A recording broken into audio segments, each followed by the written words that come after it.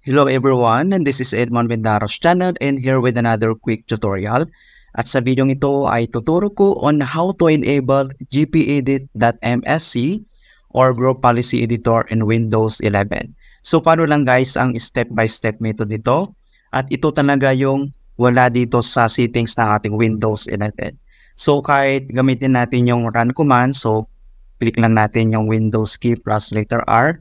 Ito yung tinatawag na run command and then type natin dito yung gpedit.msc. Ito yung lumalabas mga kaibigan. So, Windows cannot find gpedit.msc. So, ito yung missing talaga dito sa ating Windows 11. So, ituturo ko sa inyo ang napaka-easy technique kung paano natin ito i-enable. Alright, so ang next step, dito lang sa ating Windows screen. So, right-click lang tayo. And then, select mo lang yung new. And then next, kailangan mo lang iselect yung text document. Ito siya. Alright, so ang next, kailangan mo lang itong i-open. So right-click ka lang and then open natin. Then ito. So dito sa new text document na to ay kailangan lang natin ilagay yung link. Okay, so yung link code na yon ay ilalagay ko sa description box para mas madali lang natin hanapin or i-copy.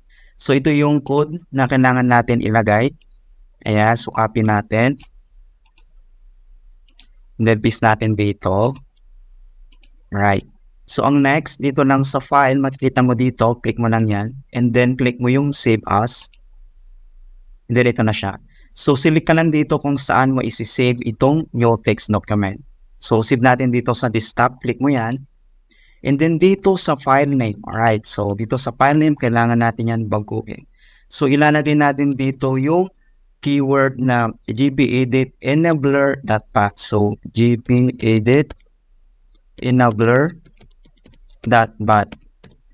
And so yan yung ilalagay mo. And then next, kailangan mo lang click yung save. And then minimize lang tayo. And then nandito na siya. Alright, so nakapag-create na tayo. And then next step, so dito ay kailangan mo lang mag-right click. So right click. And then click mo yung run as administrator. And then dito sa user account control, click mo yung yes. Hintayin lang natin ito na mag-scan mga kaibigan. Alright, so wait natin. Okay, so makikita mo dito na operations completed successfully. So na-install na ito mga kaibigan. Napakabilis lang. So minimize lang natin yan.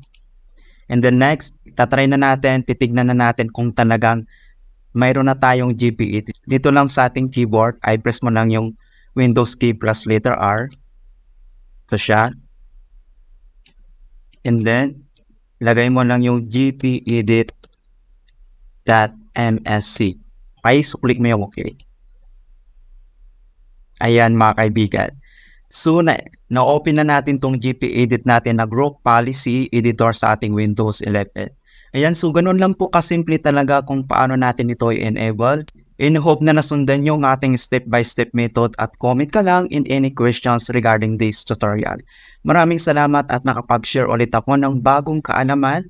At kung bago ka lang sa aking channel, please don't forget to like, share, and subscribe and click the bell notifications to update upcoming more videos and tutorials.